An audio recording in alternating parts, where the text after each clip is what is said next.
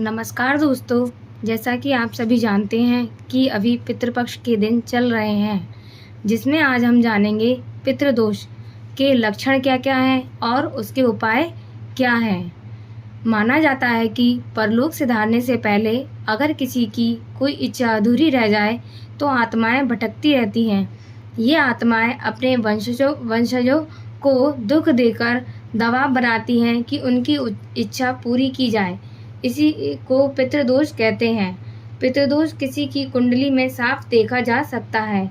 मरने के बाद जैसे पूरी रीति रिवाज के साथ संस्कार करना जरूरी होता है, वैसे ही पितृपक्ष को श्राद्ध भी जरूरी होता है। ऐसा माना जाता है कि पितृपक्ष के वक्त आत्माएं जमीन पर आती हैं और अपने वंशजों के अर्पित भोजन को ग्रहण करती हैं। पितृदोष के होने के लक्षण क्या-क्या हैं? पितृदोष होने का सटीक पता तो कुंडली देखकर ही चलता है, लेकिन कुछ लक्षण होते ही जिनको देखकर समझ जाना चाहिए कि पितृदोष है। जैसे बीमारी रहना, स्वास्थ्य ठीक नहीं हो पाना, शादी में रुकावट आना, संतान होने में रुकावट होना, बार-बार गर्भपात का होना, नौकरी नहीं मिल पाना, घर में कलह, झगड़ा, दिमाग में अशांति बने रहना, पढ़ाई में बाधा उत्पन्न होना, पैसों के लिए भटकना, जिस काम में हाथ डालें वहीं गलत हो जाना। पितृदोष के होने के कारण, ये मतलब किन किन कारणों से पितृदोष होता है, उसके मुख्य कारण हैं। पितृदोष का मुख्य कारण पितरों की आत्माओं की अशांति का होता है। इस अशांति के कई कारण हो सकते हैं, जैसे पूर्वजों की कोई इच्छा अधूरी रह गई हो, कोई ऐसा बड़ा काम जो वो करना चाहते हो लेकिन पूरा नहीं हो पाया हो, अगर किसी को अपने पूर्वजों के बारे में याद ही ना हो, कभी श्राद्ध ही नहीं किया हो, पूर्वजों के आगे बच्चों के किए हुए बुरे कर्म, अगर कोई रोज पाप करता है या बुरे काम करता है तो उनके पूर्वजों को दुख पहुंचता है। छोटी उम्र में ही किसी दुर्घटना में या अचानक मौत हो जाना, ये सब पितृदोष के कारण होता है।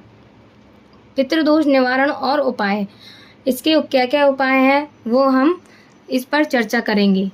चावल और घी के लड्डू बनाकर उन्हें कौवे और मछलियों को खिलाएं। गरीब, भिखारी, वृद्ध, कुत्ता, गाय को भोजन कराएं। गरीबों को दान दे सकते हैं। भगवान विष्णु की रोजाना पूजा कर सकते हैं। अगर हो सके तो किसी ब्राह्मण कन्या का कन्यादान करें। पीपल और बरगद के वृक्ष की पूजा करने से पितृदोष की शांति होती है। या पीपल का पेड़ किसी नदी के किनारे लगाएं और पूजा करें। इसके साथ ही सोमवती अमावस्या को दूध की खीर बनाएं। पितरों को अर्पित करने से भी इस दोष में कमी होती है। या फिर प्रत्येक अमावस्या को एक ब्राह्मण को भोजन कराने व दक्षिणा वस्त्र भेंट करने से पितृदोष कम होता है।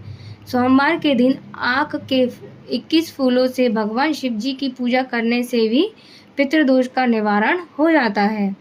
अपने वंशजों से चांदी लेकर नदी में प्रवाहित करने तथा माता को सम्मान देने से परिजन दोष का समापन होता है। परिवार के प्रत्येक सदस्य से धन एकत्र करके दान में देने तथा घर के निकट स्थित पीपल के पेड़ की श्रद्धा पूर्वक देखभाल करने से गुरु दोष से छुटकारा मिलता है।